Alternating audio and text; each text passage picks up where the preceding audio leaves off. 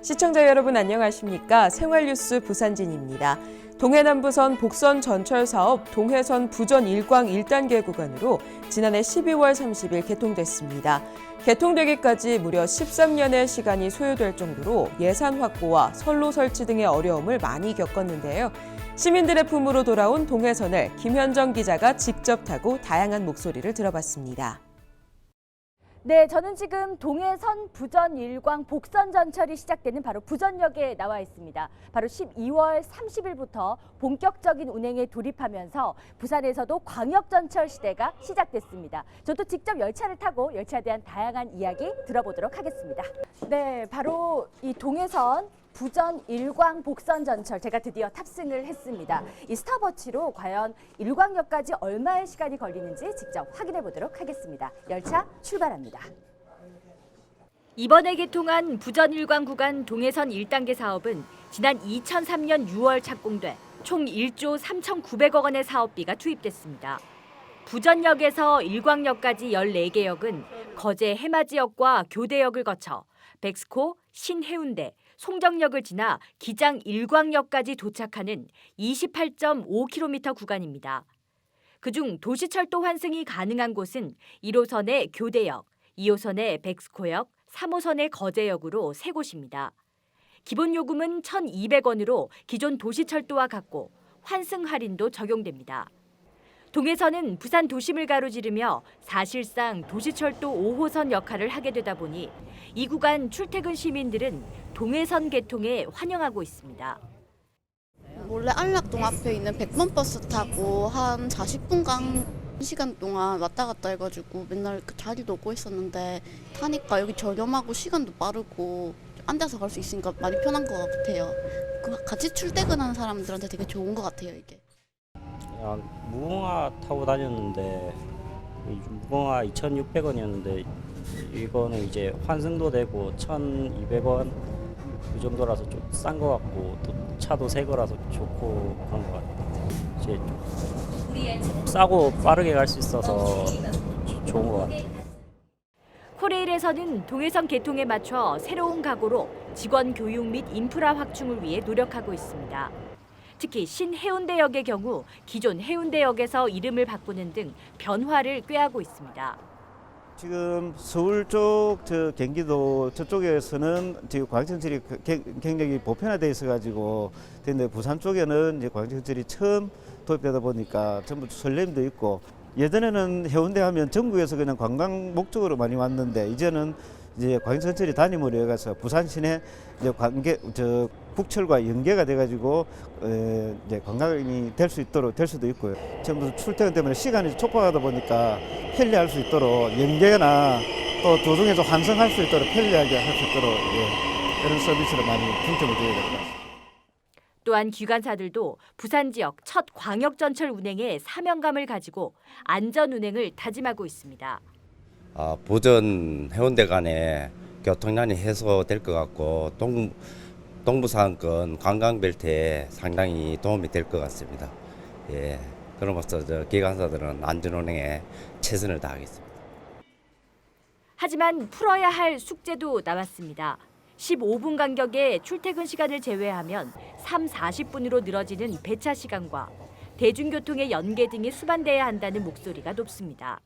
동해남부선 그 자체가 그 기존 그 선로를 이용하기 때문에 어떤 그 지하철 그 시설하듯이 대중이 많이 이용하는 그런 구간을 할 수가 없는 그런 입장이다 보니까 그런 부분에 대해서는 이해는 하지만은 이미 그 이래된 시설에 대해서는 마을버스를 이용하든지 해가지고 그 역에서 시내버스 그 정류장까지 뭐 계속적으로 왔다 갔다 할 수 있는 그런 뭐 셔틀버스 역할을 한다든지 그런 그 교통 시설을 해줬으면은 아마 시민들이 좀 적극적으로 더 많은 그 이용을 할 수 있지 않을까 하는 그런 생각이 듭니다. 무려 13년 만에 부산 시민들의 품으로 온 동해선인 만큼 좀 더 촘촘한 고객 맞춤형 대책 마련을 기대해 봅니다. 부전역에서 출발해 드디어 일광역에 도착을 했습니다. 총 14개 역을 거쳐서 이곳에 걸린 시간은 단 37분입니다.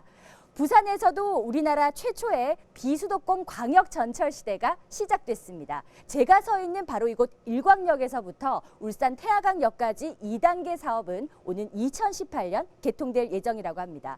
앞으로도 부산 시민의 훌륭한 발이 될 수 있도록 시민의 목소리에 귀 기울이며 멋진 운행 이어가길 바랍니다. 헬로티비 뉴스 김현정입니다. 잠잠했던 부산에 AI로 인한 긴장감이 또다시 고조되고 있습니다. 새해를 하루 넘긴 지난 2일 해운대구의 한 아파트에서 죽어있는 새를 주민이 발견하고 신고해 검사가 진행되고 있는가 하면 지난 4일에는 삼락공원에서 발견된 야생철새가 고병원성 AI 감염 확진 판정을 받았습니다. 부산시를 비롯해 유관기관들은 방역에 초비상이 걸렸는데요. 통제가 가능한 일반 농가와는 달리 이 넓은 구역을 자유롭게 이동하는 철새가 상황을 악화시키진 않을지 우려되는 상황입니다. 보도에 안수민 기자입니다. 부산에서 처음으로 고병원성 AI 확진 판정이 내려진 건 지난달 12월 15일 의심 신고가 접수된 기장군의 한 조경 농가입니다.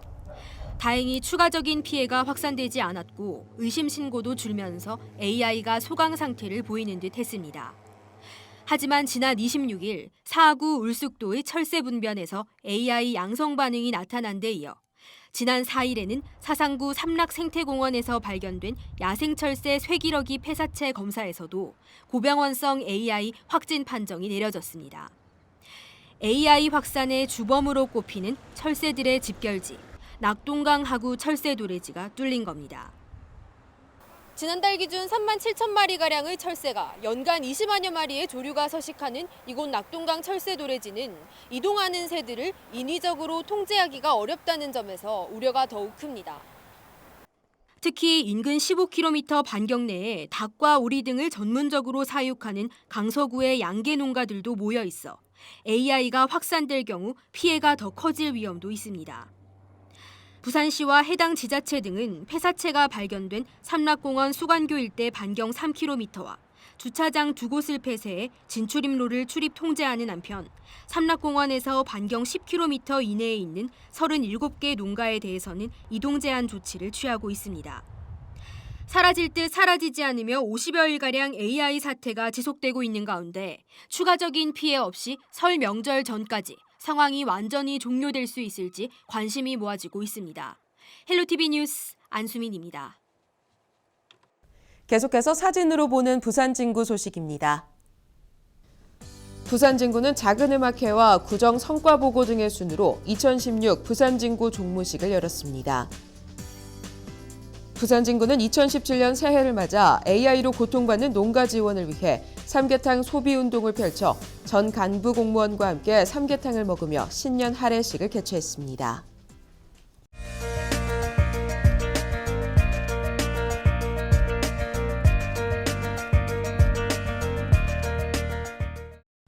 다음은 부산진구통 순서입니다. 인공지능을 활용한 교차로 교통상황 관리 시스템 도입 소식과 부산도시철도 전 열차의 무선통신 서비스 실시 소식, 그리고 부산국제금융센터 전망대의 무료 개방 소식까지 차례로 전해드립니다. 인공지능 영상 분석 기술을 활용해 수집한 빅데이터로 교차로의 교통 상황을 자동으로 관리하는 시스템이 도입됩니다. 부산시는 오는 6월까지 서면, 연산, 미남교차로 등 부산 시내 주요 교차로 14곳에 고성능 CCTV를 설치하고 7월 중 스마트 교차로 교통관리 시스템 구축을 완료할 계획이라고 2일 밝혔습니다. 해당 시스템을 도입하면 교통량, 차량 비율, 횡단 보행자 수 등의 데이터를 통한 교통 혼잡 서비스 수준과 시간대, 요일, 월별 교통 흐름 등의 종합적 평가 결과에 따른 최적화 신호가 자동으로 적용됩니다.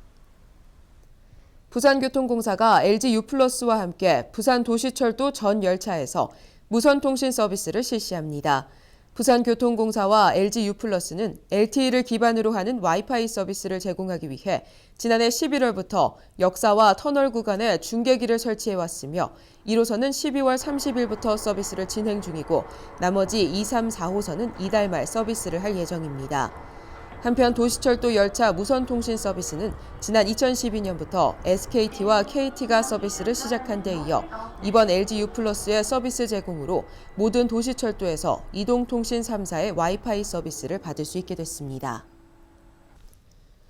부산국제금융센터 최고층인 63층 전망대의 무료 개방 행사가 다음 달까지 연장됩니다. 부산국제금융센터의 자산관리 회사인 부산파이낸스센터 AMC는 전망대에서 매주 토요일마다 여는 시민 무료 개방 행사를 다음 달까지 연장해 매주 토요일 오후 1시부터 8시까지 무료로 이용할 수 있다고 밝혔습니다. 부산시는 63층에 외국 금융회사 유치를 자신했지만 120억 원에 육박하는 분양가로 현재까지 공실 상태이며 전망대와 다른 활용 방안을 마련할 계획입니다.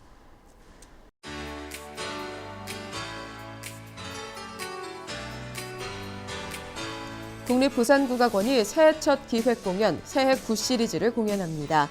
제주 칠머리당 영등굿을 1월 7일부터 3주간 매주 토요일 오후 3시에 선보입니다.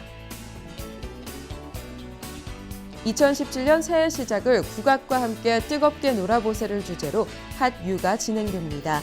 태평성대와 판굿, 경기민요 등을 감상하실 수 있습니다. 명절 특강 해물 아귀찜 만들기 교육이 열립니다. 부산진 여성인력개발센터에서 1월 17일 오후에 진행됩니다. 영유아기에 있는 아기들의 건강, 신체 발육 등에 도움이 되는 베이비 마사지 교육을 엽니다. 강좌를 통해 다리와 발, 복부 마사지 등을 배우실 수 있습니다. 홈 바리스타 2급 교육이 열립니다.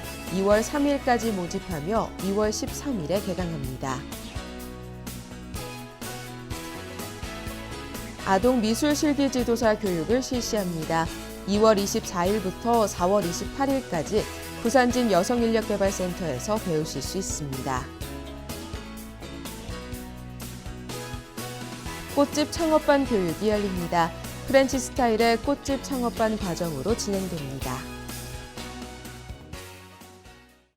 지금까지 생활뉴스 부산진이었습니다. 함께해 주신 여러분 고맙습니다.